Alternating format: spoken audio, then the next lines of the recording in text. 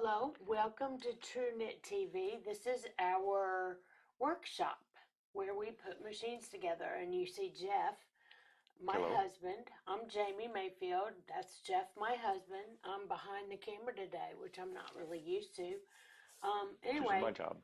yeah, that's your job. Anyway, what we're going to do today is we're going to put this machine together and show you how we do that. So, without further ado, Jeff, Okay. what's your first step? Basically, I start off with the base, and the base consists of, there's only like 5 parts of the base. You got the base, you got a steel ring that everything rides on, the clamp arms, and what we call the pillow block, which is the piece that holds the crank on. Start off by putting on the ring, and we've got 3 screws that hold that on. It's a good time to say that all our screws are hex head screws. First of all, they don't strip out. Second of all, old ladies need hex head screws so that we can use our hex keys, otherwise known as Allen wrenches, to get more leverage and make it tighter. Okay, got those 3 tightened. And then on the clamp arms, we have the knobs that you use to clamp it to the table. Get those installed.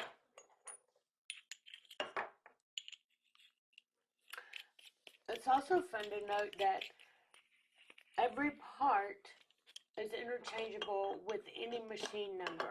Yeah. They all are the very same. And the parts go together extremely easy. The machining There's is no fantastic. additional machining behind the scene. Wrong Wrong one. No fitting. No. Everything is. You don't have to go grind on anything. So we tighten these down. And once these are on, there's really no reason for them ever to come off again. Hey, show them where the serial number is while we're back here. Here's the serial number. See, now you know how it feels like to be me. Push it closer so you can do your own close-ups. See? Okay, so then we're going to do the pillow block.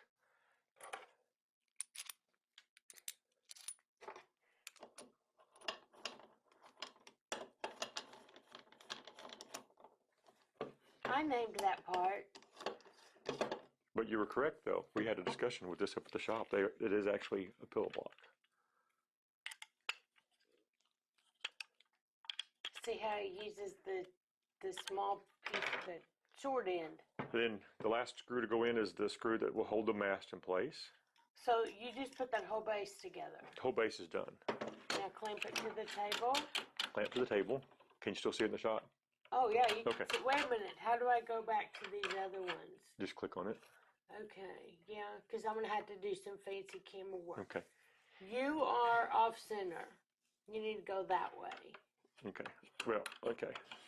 Look, you can see me. How about Hi, that? everybody. All right. Then we go to the gear ring, which attaches. Now, at any point, have you added oil yet? When do No. we add oil? Because you In know just I a like minute. to add oil. I know. In a minute I will. Do you have some? I've got it Did right. you get it? Did you remember the oil? I remember the oil. Yeah. Okay. So you got the gear ring. I have to micromanage you. The only thing I've done so far is to attach the magnet to the bottom of the gear ring to actuate the counter. Again, your own close-up. Put that on. How'd you attach that? Super glue. Why did you use super glue? Because my wife told me to. Your wife told you to? Oh, Yeah. look, let's go to this one. Hello, everybody. But I can't move the camera up, so Jeff's kind of a little bit.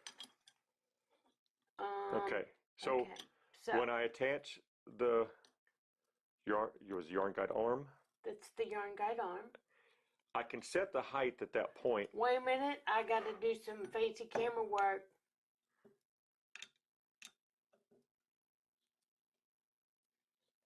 Are you over Show here? us how you set it. Right there. Okay.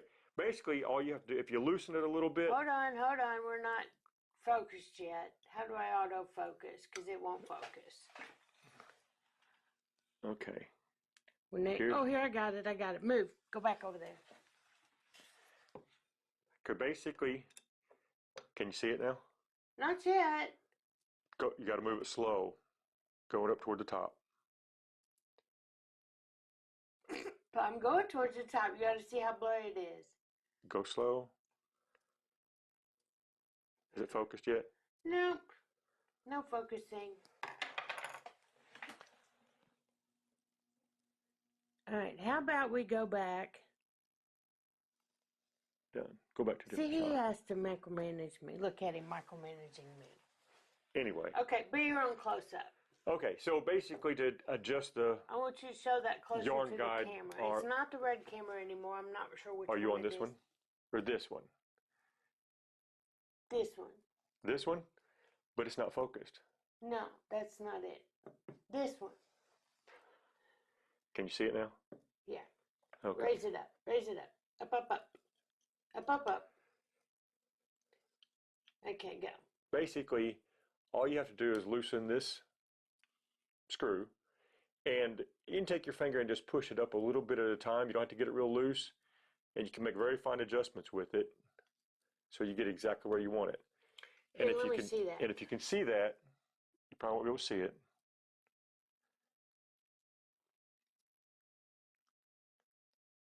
It's not focusing, is it? It's focusing No. just fine. There you go. Now you can see. That's about where I set it. I said it just a little higher. It's just a little above the base. It's just a little above being flush. Would you call that 1/16 of an inch or 1/8 of an inch? Kind of in between. Okay. Then we attach the silver bullet. Dun dun dun. And when I put them together, I always pull it all the way to the back. So it's out of the way when I'm I putting know, everything 'cause together. every time I try to test it, there you are. Well, you can't set it until you get it together. Okay, and now the oil. Basically, the first time I just run a bead of oil around. There's two little ledges on the steel ring. I run around both of them. That's a healthy run. Love it. And goes around nice and smooth. And it fits tight. There's no wiggle. Okay, let's talk about why we had to put a steel ring there. Just real quick. Needle butts and aluminum just helps with wear, longevity. Anodizing. The anodizing. If the anodize gets on that where that steel ring is, they make it too thick. Yeah. And it's a nightmare. Yeah. So there is a steel ring in there. Yeah. So if you spill a glass of water on your machine. Yeah. Or might if you wash apart. your cylinder with water, you got to let it dry, even get the water out of the holes, because it will cause that ring to rust. But if it does, it comes off. Yeah, with steel wool. Yeah. Okay. Okay. Then we go to the cam shell. I'm going to move this out of the way just for a second. On the cam shell, first thing I usually do is I install the ribber height adjustment screw. Ribber height adjustment screw. Now I usually start that from the top and then I back it down through the cam shell.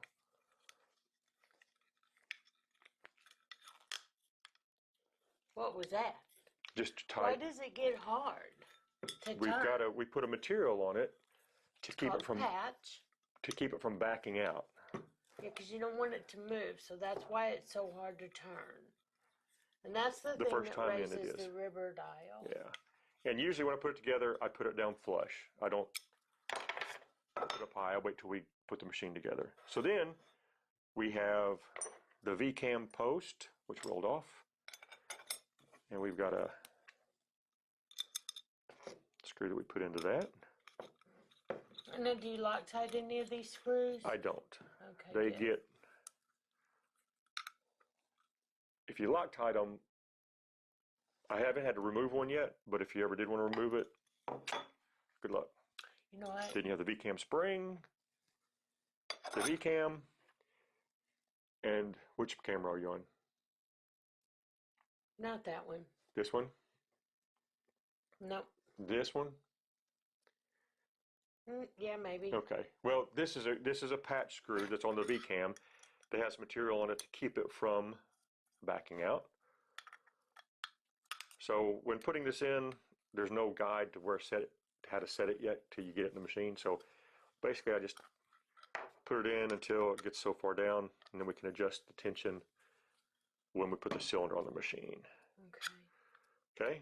So there's the V-cam. There's one more part to the V-cam I'm going to show you in just a second. I oiled it already. That sits right down in there. Oh, no, this is important. The business end goes with the business end. But you can't put this together wrong. Right.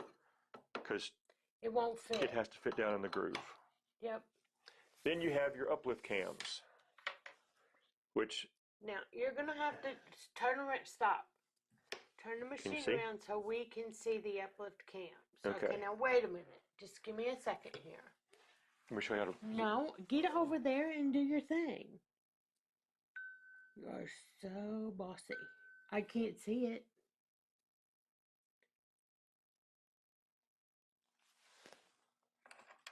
I just can't go so. Stop.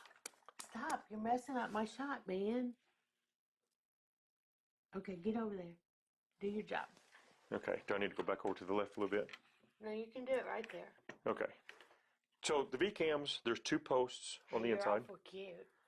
And then the V-cams just have a hole. How do you know if you get them in right? You can't put them in wrong. Oh. It follows they the won't contour of the V-cam if they're in properly. Yep.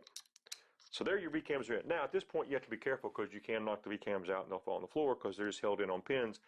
The cylinder holds them in place once you get that put together. Beautiful. Okay, so then the next part we're going to put together. Do you keep moving the machine? Now, the first thing Ron taught me when I picked up and moved the table. Yeah. You've got to scoot back over. I will, but I got to work in front of me.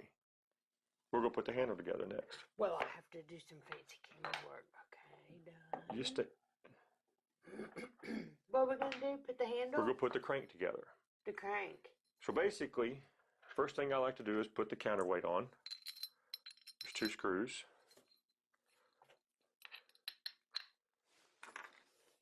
I haven't used this one yet.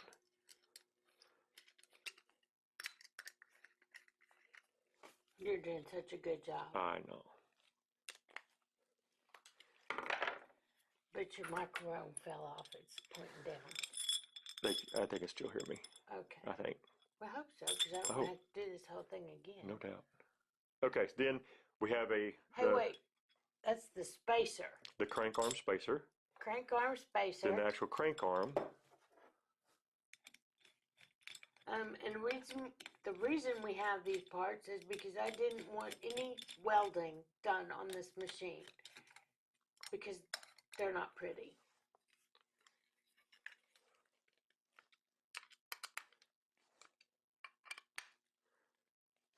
Okay. The weld marks, that's what I say. Then we have the handle.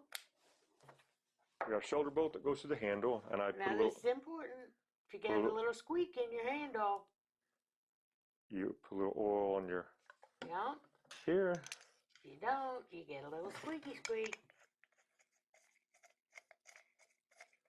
Now he practically stands on this one to get it tight. No, I don't. You don't? No. Ooh, honey, you're just so hot. I mean tight. I mean, yeah. Then this is the axle for the crank. Goes in. Then we have a small set screw with a nylon tip, and this is to control the backlash.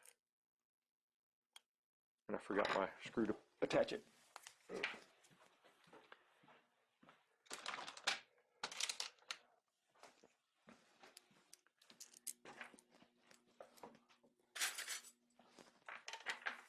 And can you see me over here? Right in the back center. Then to attach the crank. Now this is a reduced ratio, so it goes in the upper hole on the pillow block.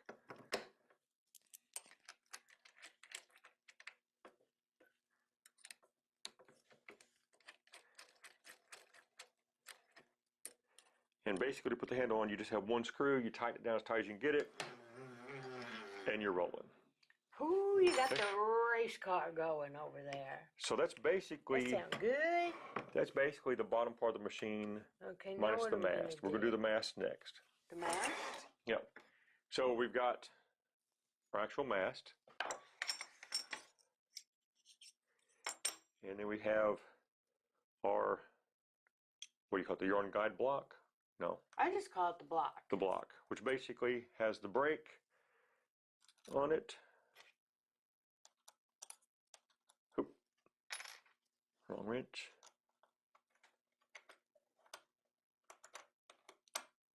Oh, I forgot one screw. Daggum it. You forgot a screw? Yep.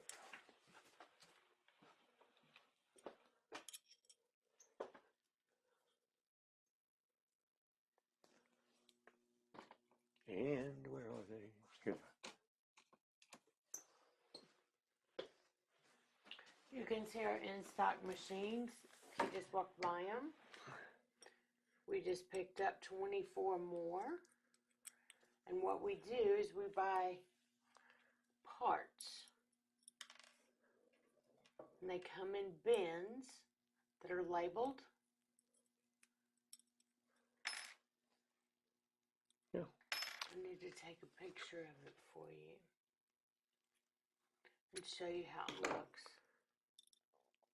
Basically, this screw on the block is so you can set the width of the slot where the yarn goes in, in case So you if have it thicker or flies thinner out, yarn. yeah. Okay. Got that set.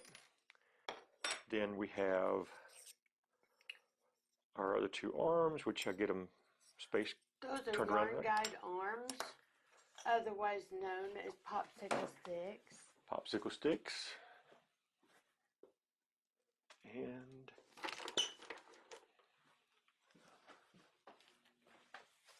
then you have a screw with an Allen with a hex head in it on top, and we use nylon washers on top and bottom of the arms so you can tighten it down without it just tightening up against metal.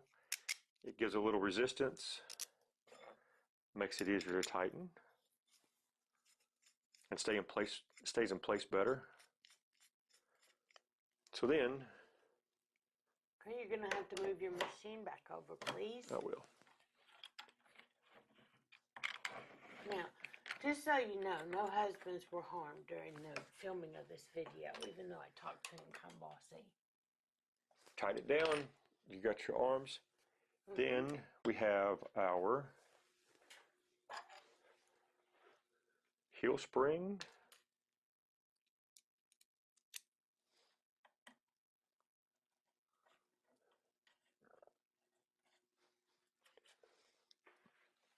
If you ever want to adjust your heel spring, this is how you do it. There's a video on that. I usually do this all standing up. Tighten that up. And then the brake.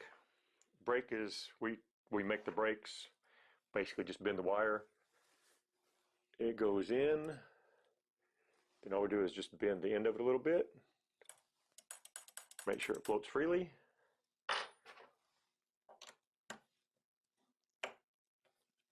Tighten that down. I can get that tight. And there's basically, huh? I said, I was telling the viewers to tighten it with the Allen wrench. Yep. And that's basically the bottom part of the machine, the basic part of the machine. Now, Well, wait. Okay, go ahead. I'm sorry. then from there up, it's the ribber. And first part we're going to do is do the ribber arm. And it comes in two pieces. And it's a tight fit. So everything Don't is... take this apart at home. They usually can't.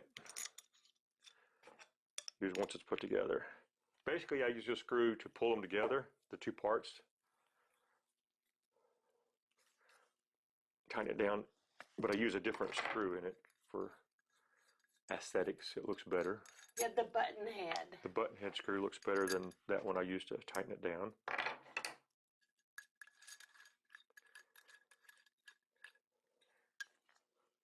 So there's a ribber arm. Isn't that the one that you put Loctite on? Mm-mm. Okay. Not anymore. Used to, but I don't anymore. So then we got the tappet plate. And the tappet, and the bottom of the ribber post does have 2 pins that have been pushed in it, stainless steel pins. They come to us with the pins Yeah. pushed in. And the tappet plate has 2 pins. So then you've got your 2 cams. There's 2 cams in the tappet plate. One for the in-out, which is this one. And there's a brass thumb knob we use to tighten it. And when I put it together, I always put it in the in position. That's how we usually start. Then you have the tension cam. So you put it on, you have the pointer, then you have a button head screw you put in, and get the right. And I know where to set it because that's where Jamie told me to set it. I set it a little, not halfway, a little bit closer toward the middle, toward the what would be the looser stitch. There's 2 marks on it, one long, one short. The closer you get to the short mark, the tighter your ribber stitch will be. The closer you get to the long mark, the looser it'll be. So I set that where she told me to. Then, She bossy. then one of the more impressive parts of the tappet plate, I could put in the timing, what's the timing screw. That is the timing screw. And I can set the timing, putting it together, and it's set. It doesn't have to be fiddled with. The ribber on the Tru-Knit is very I've heard someone call it fiddly the other day. It's not fiddly. It's not fiddly at all. No. I have a little tool, I His set a little gap, gauge. and once I do that, it is set.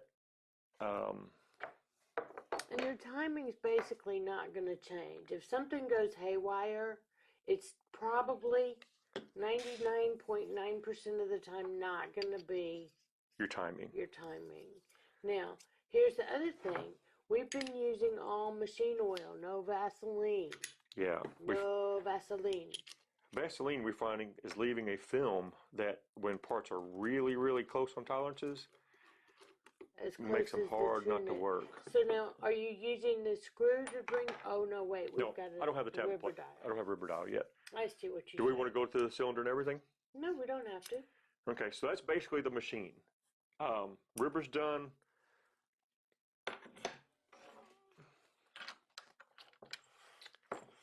I'm telling you right now, Ron would fire you Ready for a for cylinder. moving your parts. I know.